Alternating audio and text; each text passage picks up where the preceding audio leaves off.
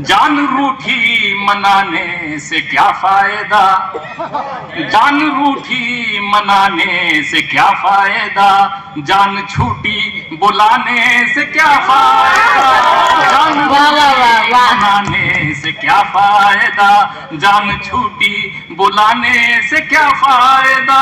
है बमुश्किल मयसर ये तन्हाइयाँ, है बमुश्किल मयसर ये तन्हाइयाँ, इनको ऐब लुटाने से क्या फायदा, जान रूठी मनाने से क्या फायदा। पुरुष और महिलाओं के नेचर में बहुत फर्क होता है। महिलाएं बाय नेचर हेल्पफुल होती हैं। वो आप ड्राइविंग कर रहे हो तो आपके पड़ोस में बैठी आपको लगातार गाइड करती रहती है। बीवी आपको पड़ोस में बैठ के लगातार गाइड करती रहती है, बहुत प्यार से समझाती है आपको, बहुत प्यार से आपको गाइड करती है। कैसे चला रहे हो गाड़ी, आपको दिखाई नहीं देता अभी एक्सीडेंट हो जाता। आदमी घबराहट में गाड़ी ठोक देता है।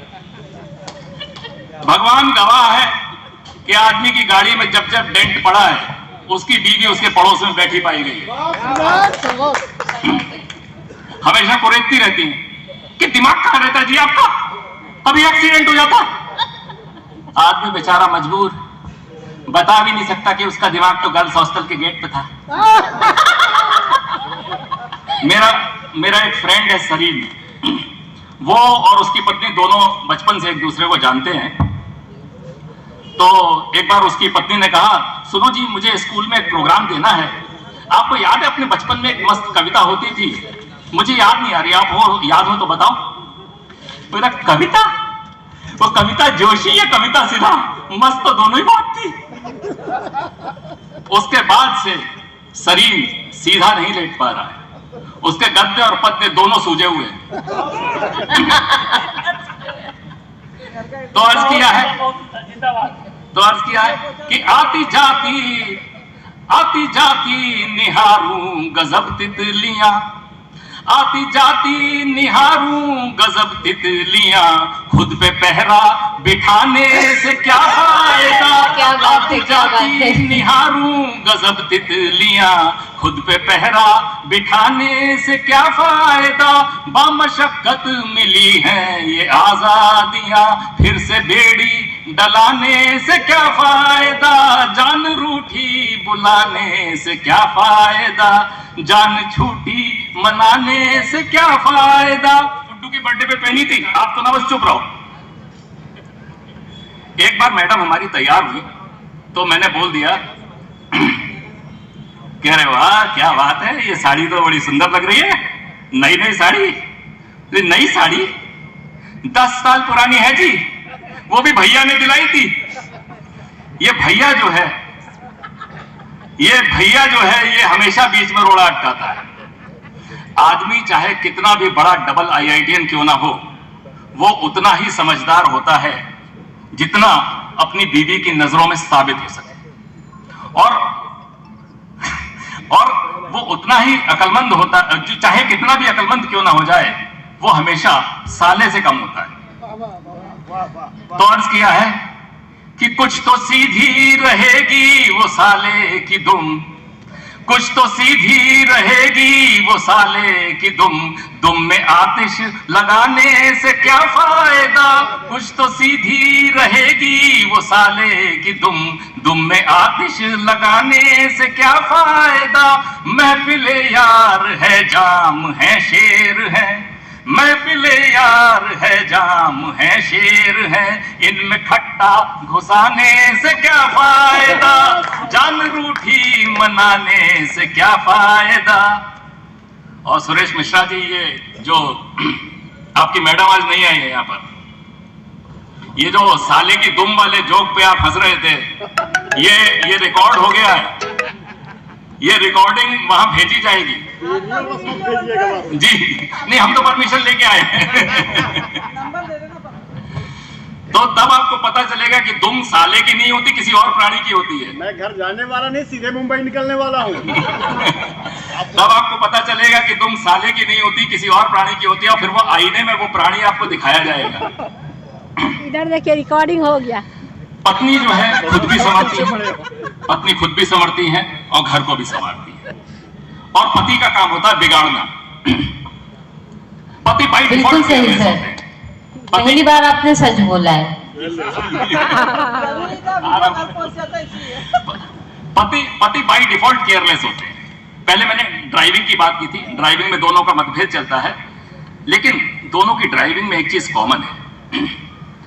अगर सड़क पर कोई खूबसूरत लड़की जा रही है तो दोनों उसकी तरफ देखते हैं। पत्नी को उसके सूट की डिजाइन पसंद आती है, पति को उसकी डिजाइन पसंद आती है।